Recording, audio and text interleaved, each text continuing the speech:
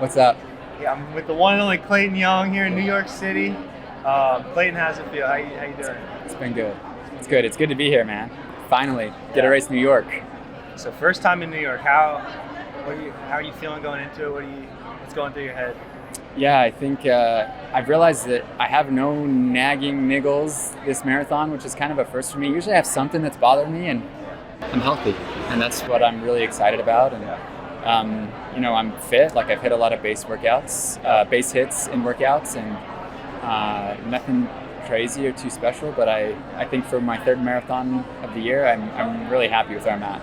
So talk me through, like, Paris was in August. Paris was in August. 12 weeks between Paris and New York City, so really quick turnaround, and you got to take off 2 or 3 weeks because you got to give your mind and body a little bit of rest. Yeah. But so this build has been like 8 or 9 weeks, and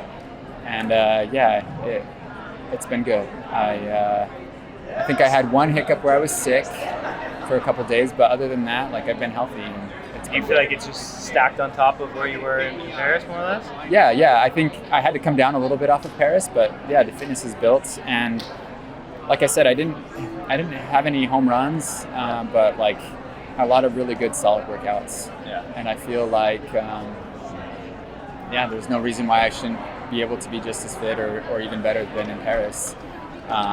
Life has been a little bit more demanding. Like, after the Olympics, you're kind of on a media tour. Yeah. So there's been a lot of interviews. There's been a lot of speaking gigs, a lot of appearances, and a lot of business stuff that you got to capitalize on as an Olympian, just because this window is so short, and that's been demanding. It's hard to see if that's taken a toll on training or not, but I've done the work, and that's all you can say. Yeah, man. You're out here with Connor as well, right? Yeah. He's your training partner? Yes, Connor Mance, yeah. The one and only. So talk to me about that dynamic, how he's looking, and what you Yeah. guys have been doing in training. Yeah, Connor is a fantastic training partner. He obviously pushes me to my limits almost every day in workouts, I guess. And he's someone that is always helping me to, like, look ahead. I don't know. Yeah. It's easy after the Olympics to think, okay, top 10 in the world, we're good, we're awesome, but then when it really gets down to it in the training, you can kind of start looking at the start list in New York and be like, well, maybe we're just going to show up and hopefully be top 10. But he's always inspiring me to be, if we can take top 10 in the world, we can, try to be top 5 in New York, or even on the podium, and we can win this thing. And so I'm not saying that's going to happen, but he, like, keeps my focus at the top, and he keeps me motivated and accountable, and his grind is relentless, and so it's been fun to have that kind of accountability and inspiration throughout the last 7 years of my life. Oh, that's pretty special. And you have this year alone, I think you lined up with him several times at least, right? Did I see that you guys did a 10-miler or something in October? Yeah, we've raced almost every race together this year. So we raced, obviously we raced the Olympic trials, and then iconic. Yep, and then in between there, I did race the Boston 10K by myself. But then we raced the Olympics together, and then we raced the 10-mile champs, and that 10-mile champs was fast.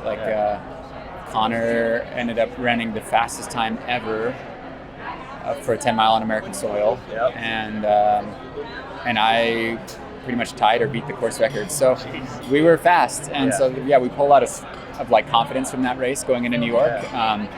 It was a really good weather day. There's a little bit of tailwind. It is hilly, but it was a great day out in Twin Cities for the 10-mile champs. I feel like getting that speed in is going to serve you so well. Yeah. Like, I averaged 4:32 or 4 or something for 10 miles. And so if I can dial it back, 20, 30 seconds and 20 seconds, and then I'll be in a good position in New York. Yeah. So New York, I'm sure as you heard, it's not your standard flat course, right? There's all sorts of curveballs, ups and downs. How, are you thinking you're just going to see how the race unfolds, like find a rhythm, or how are you going to approach it? Yeah, I'm excited how this is kind of a championship style race. Obviously Tamarat Tola crushed it last year and ran really, really fast. But I have to be patient, right? And that being said, I've had a great year, and my first 2 marathons went really, really well, and so now it's maybe time to swing for the fences a little bit and see what I can do and see what moves I can cover late in the race. But yeah, I think New York lends itself to championship style racing, and I love that. I think that's one of my strengths. And with it being hilly, I think it levels the playing field as well. And so, I think that's where my thoughts go. You feel comfortable with the hills? I do now after Paris. I remember in 2019, I came out here and I watched Jared Ward take 6th and Connor McMillan take 10th, 2 of my teammates, former training partners. And I remember seeing the hills and being like, I don't know if I'll ever be quite ready for New York. And in fact, I was pretty intimidated by New York. But after running something like Paris, I feel a lot more confident in the hills. And I can just take it one at a time and see what I can do. I'll be cheering for you out there. Thanks. Have fun. Appreciate it, Johnny.